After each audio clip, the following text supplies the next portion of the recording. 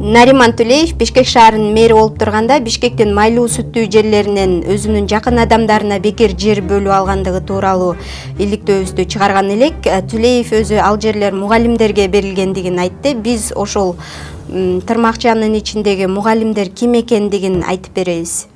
Бишкек шаарынын мэри болуп турган кезде Нариман Түлеев 2009-жылдын 25-июнунда кабыл алынган номер 327-токтомдун негизинде 77 адамга аларча ВИП шаарчасынан бекер жер тилкелерин берген.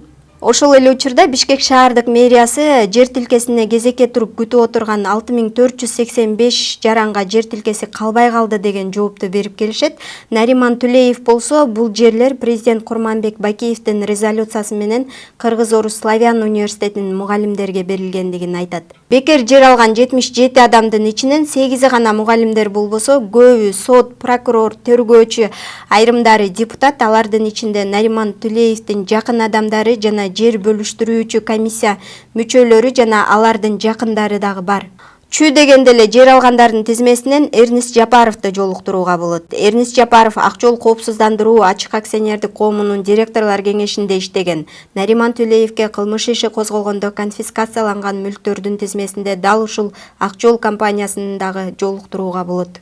Жапаров Эрнисттин өзү менен байланышканыбызда ал бул жер тилкесин кезекке туруп алгандыгын, Нариман Түлеевди тааныбай тургандыгын айткан эле. Эми болсо Ак бата партиясынан 8-тизмеде Бишкек шаардык кеңешине талапкер болууда.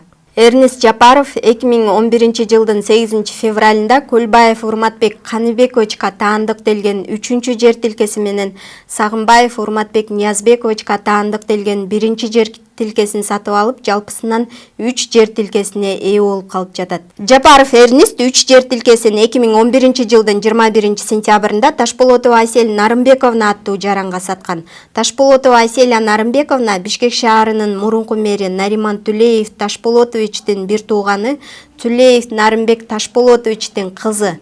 Бул жер тилкелери Ташполотова Айселянын колуна өткөндөн кийин аталган жер тилкелерине 9 таунхаус салына баштаган. 2016-жылдын 28 январында Ташполотова Айселя бул 3 жер тилкелерин 9 таунхаустар менен кошо Асанбаев Халит Намазбековичка саткан. Эми жолдун берки бетиндеги 3 жер тилкесин кимдер алгандыгын карап көрөлү.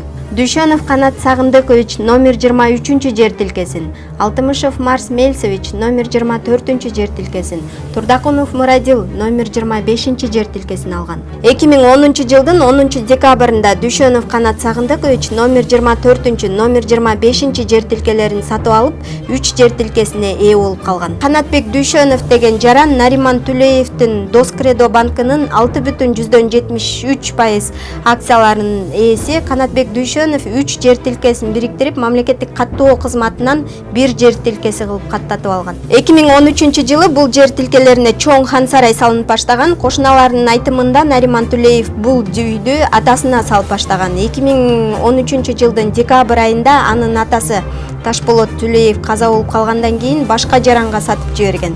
Жер бөлүштүргөн комиссиянын мүчөлөрүнүн бири Шин Сергей Романович. Бекер жер тилкесин алгандардын катарында анын атасы Шин Роман бар. Жогорку кеңештин 5-чакырылышынын депутаты Роза Акназарова, жер бөлүштүрүп берүү комиссиясынын мүчөсү. Роза Акназарова дагы жер бөлүштүрүү комиссиясынын мүчөсү болуп туруп, өзүнө жардамга муктаж адам катары бекер жер тилкесин бөлүп алган. Бекер жер тилкесине муктаж болгон адамдардын тизмесин андан ары карай турган болсок, көрүнүктүү эле сот, прокурор, бир катар депутаттар бар экенин көрүүгө болот. Анда тизмеге көңүл буруңуздар. Жолдошбеков Алтынбек Жолдошбекович 1-Май районунун прокурору.